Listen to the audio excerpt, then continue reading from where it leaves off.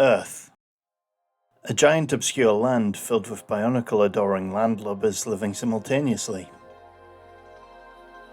Or golf balls. You know where this is heading. To find the H2O tour of Earth, you have to go golfing.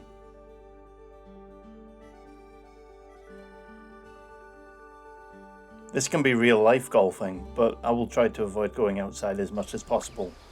So, any golfing game will do.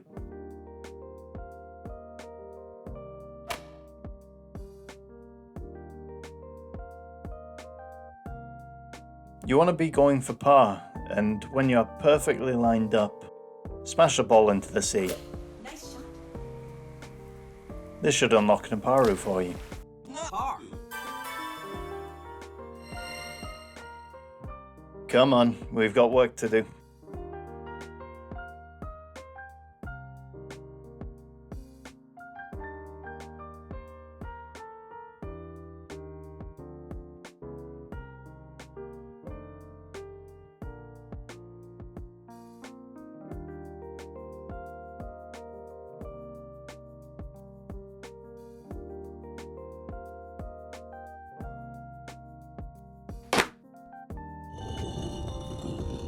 Annoyingly, Nuparu has all the Paraka arms for limbs, meaning the Kodak blaster is held sideways and his razor shield is essentially a part of his hand. The arms are actually the Paraka arm inverted, so a similar adjustment to Avak can be made using shorter pieces. Don't worry Hyuki, your replacement neck is safe. For now.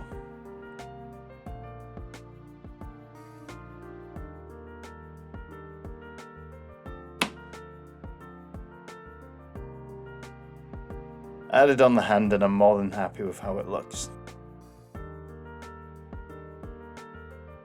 For the shield to work with the hand Draxon method, I'd need to make an attachment for it. I tried a couple of ways to make the hand work with the shield. This design worked in theory, but the shield became loose and wouldn't hold its own weight. I quickly realised I was overcomplicating things and decided to go for this design. Sometimes simplicity is a better option, however I wasn't a fan of the loss in symmetry. So using 3 more smaller pins, I was able to make the shield look more unified. Hey, catch! I'll try spinning, that's a good trick. I also added this small piece on Nuparu's back to have his shield holstered on his back if he ever gets tired of holding it. Just a cool addition I wanted to add. Time for some lighting. I think I may have gone a bit overboard with the lights on this one. Naturally, the eyes came first, and I was having a hard time deciding whether Nuparu's eyes were red or orange. I let the original eyepiece do the deciding and used warm white LEDs. Unfortunately, I couldn't really get the light up effect to work on testing, and hoped that it would just work better when placed directly behind the eyepiece. I also decided to have his visor light up using a small purple LED wedged between the mask and visor. Now, Nuparu has these really cool transparent fluorescent pieces on his back tank, and they are asking to have lights in them.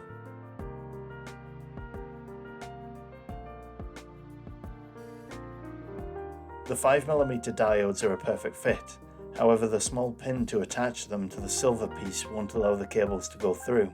However, the diode will lock the cylinders in place anyway.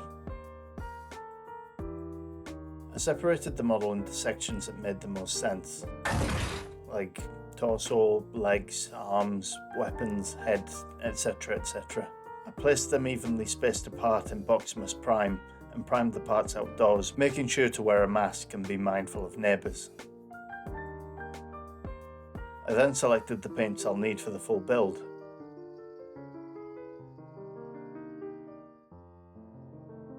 For Nuparu, I'll be using black, chrome, a couple of greys and green.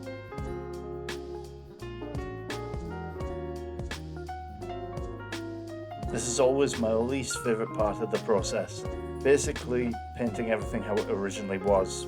It's slightly frustrating but an essential part of the process.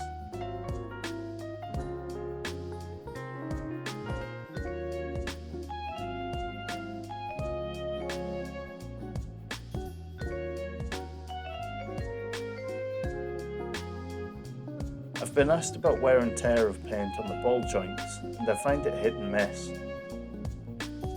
I advise to protect paint jobs with a clear coat, but I know that the models will not likely be moving again once in position, and if they do, that paint touch-ups are quite easy to do anyway. Now to paint the really fine details, you must have a steady hand, you must be delicate and patient. I'm not those things. So after giving my workspace a new chrome look, I decided to forget the details and continue the main chrome painting before the paint dried.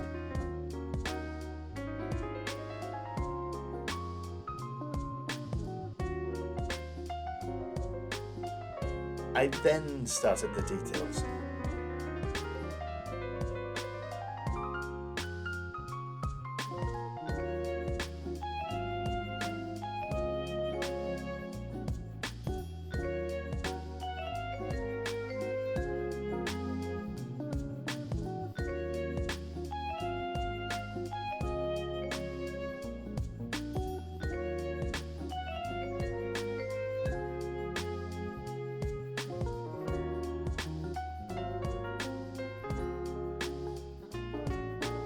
This is a handy technique I use when painting small holes.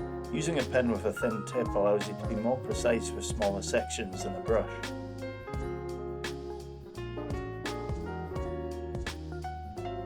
Time for dry brush 3-wood, mighty paint. You can use a paper towel, or I just like to have a glove on hand. Oh, brother, this guy stinks!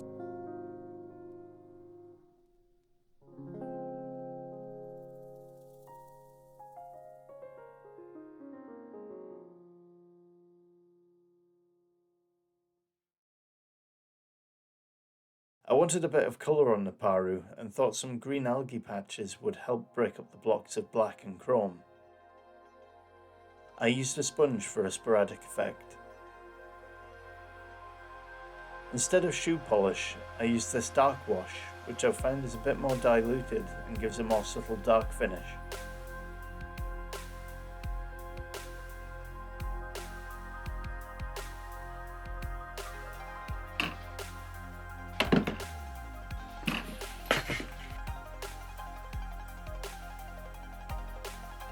I use a hot wire cutter to cut through any plastic I need to. Simply cut a length of wire and attach it to the frame. You'll know when it's ready because the wire will start to glow hot. Don't touch it at this point. I cut away the bottom of the eyepiece for the LEDs to fit inside. Nuparu has a pretty sick hairdo with all these cables coming out of him. Guess you could do with a trim though. There are too many cables to all feed through Nuparu, so it's best to link as many as possible into one cable. The cables were a bit fiddly with this one. With lots of cables and not a lot of choice to feed them through Nuparu, some needed a bit of persuasion to go where I wanted them to. With my hand definitely not blocking the view, I twisted all 3 cables together to meet at one point. This will allow me to solder them all together, making the soldering to the main cable much easier. Okay, so I have a small confession, there is not going to be a diorama for this one. I wanted to go a bit more in depth about the painting process and how I do the lighting. That and the previous space ruined my sleeping pattern as well as my wallet. I'm never gonna financially recover from that. Don't panic, Nuparu Mahri will return. I'm not going to give away too much, so that's all you're getting for now. Lastly, I painted the red cables black, and how about some beauty shots then?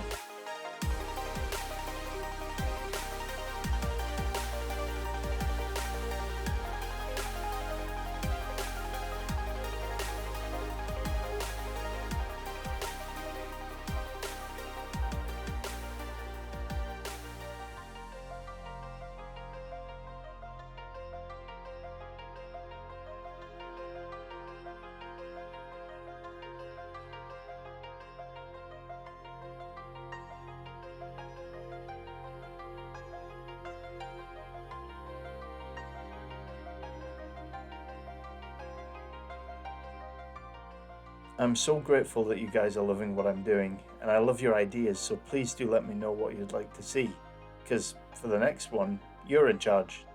I've posted a poll of suggestions made by you, and I'll be choosing the winner very soon, so if you want your say, vote on what you'd like to see next. I'll see you in the next one.